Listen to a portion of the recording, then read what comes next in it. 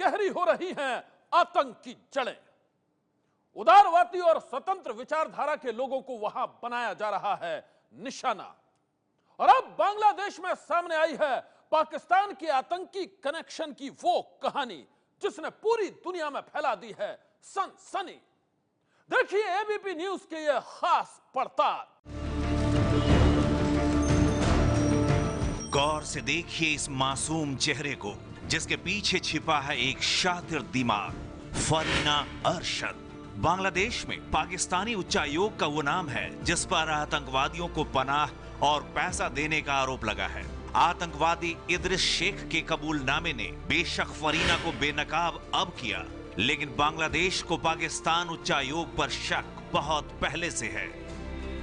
Has given a statement that he is being guided by a person of his second secretary working in Dhaka, Pakistan embassy. So that shows a good connection.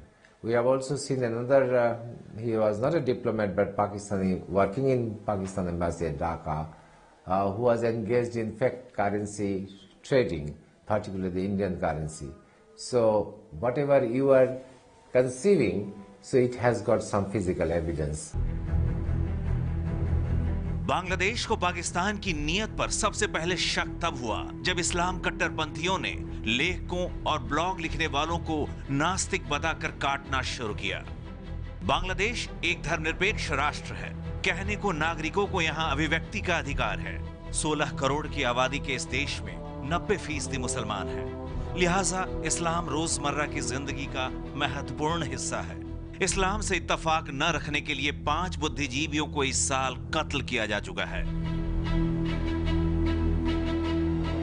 Faizal Arfeen दीपौन अक्टूबर 2015, नीलॉय नील अगस्त 2015, अनंत बिजॉय दास मई 2015, वशिकुर रहमान मार्च 2015, अभिजीत रॉय फरवरी 2015।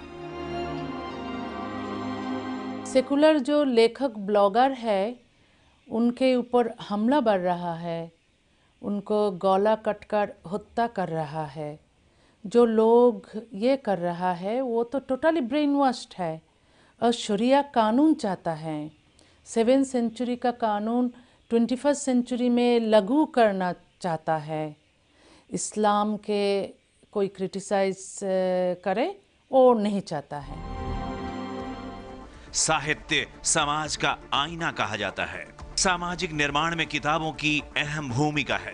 किताबें इंसान को बदल सकती हैं और समाज को भी। अर्थशास्त्र में पोस्ट ग्रेजुएशन करने के बाद फैजल की ये सोच उन्हें सिविल की परीक्षा में जुदा कर गई। अफसर बनने की बजाय फैजल पब्लिशर बने।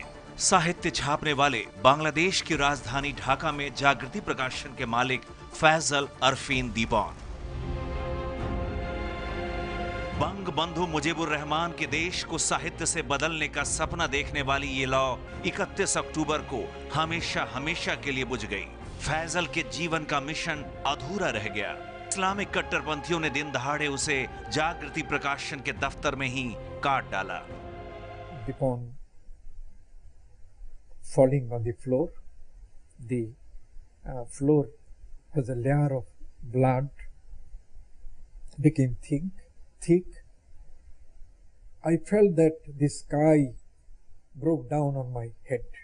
On the back, just below the head, it was cut deeply. Side, yes, overpowered, and in that way. Sir, उस दिन तुम कहाँ थे जब फैजल की हत्या हुई? हमारा एक शोरूम है उधर उस साइड में, हम शोरूम में था। जिस दिन बाद असर के बाद ऐसा हुआ था, हम थोड़ा बाहर लिया था। उसके बाद में सुना था इधर कुछ हत्या हो गया। उसके बाद में किसका हो गया जो बोला जो हमारा वो जो प्रकाशली कोई दीपन भाई का कोई आदमी हत्या करके चल गया, ऐसा कातिल करके चल गया। बाद में हम लोग इधर आके देखा जो उधर दरजा बंद था और कुछ सिक्योरिटी था, उसको वो अंदर था, हम लोग देखा नहीं क्योंकि हम लोग को अंदर जाने नहीं दिया। ढाका की आजिज सुपरमार्केट में तीसरे माले पर यही है जागृति पब्लिकेशन का वो ऑफिस जहां पर फैजल की हत्या हुई थी। हालांकि उसकी हत्या के बाद उसके परिवार ने ये दफ्तर बंद कर दिया है, लेकिन जिस दिन हत्या हुई उस दिन ये शटर खुला था, लेकिन इसके अंदर जो लकड़ी का दरवाजा था वो बाहर से लॉक था, जबकि इस साइड का शटर बंद था। यानी अंदर जो लकड़ी के दरवाजे पर कांच लगा था वो इतने गहरे काले रंग का था कि अंदर कुछ भी दिखाई नहीं दे रहा था। घर से उसके पिता ने दूसरी चाबी मंगवाई और जब उस लकड़ी के दरवाजे को खोला गया तो अंदर लाश पड़ी थी और वो लाश थी उनके बेटे फैजल की। फैजल की पत्नी ढाका यूनिवर्सिटी के मेडिकल कॉलेज में फिजिशियन है। हक साहब खुद भी इसी यूनिवर्सिटी में बंगाली भाषा के मशहूर प्रोफेसर रहे हैं। बुढ़ापे में 43 साल के इकलौते बेटे को खोने का दर्द उनके दिल में लाजमी है, लेकिन देश को जगाने का जज्बा और जिम्मेदारियों का एहसास अब भी बाकी है। Fully told them clearly, I do not want the trial of my son. I want that better sense prevails. If better sense prevails in the country, that will be the justice for my son's murder.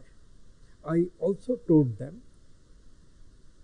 what will happen if somebody is hanged, if somebody put to the jail.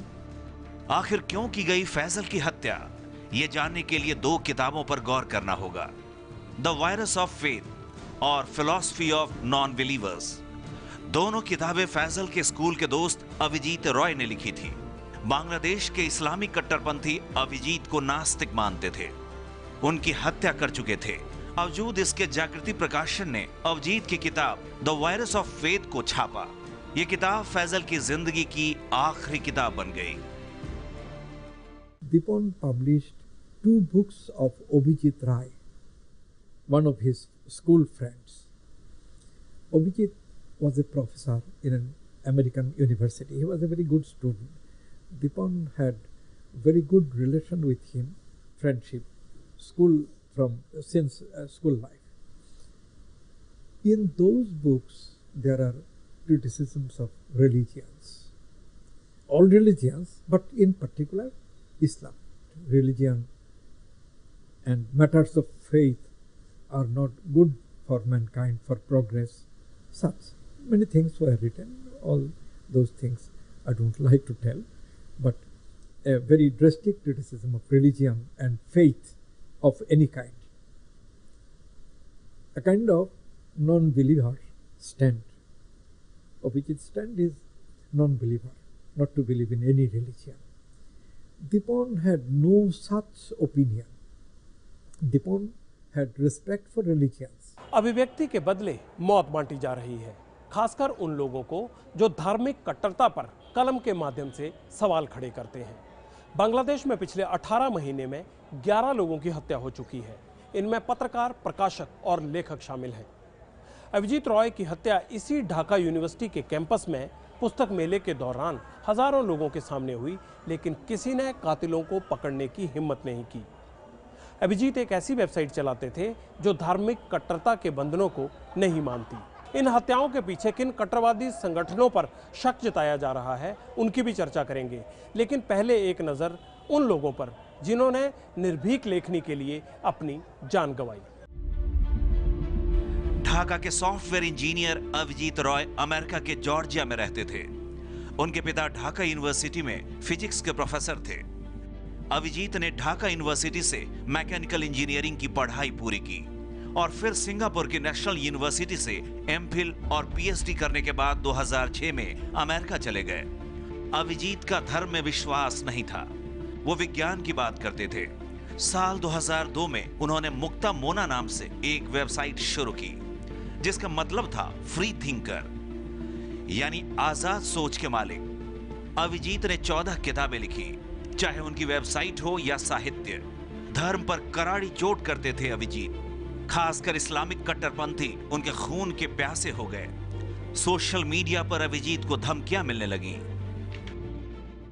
They are not educated people. Probably they have, and most of them are product of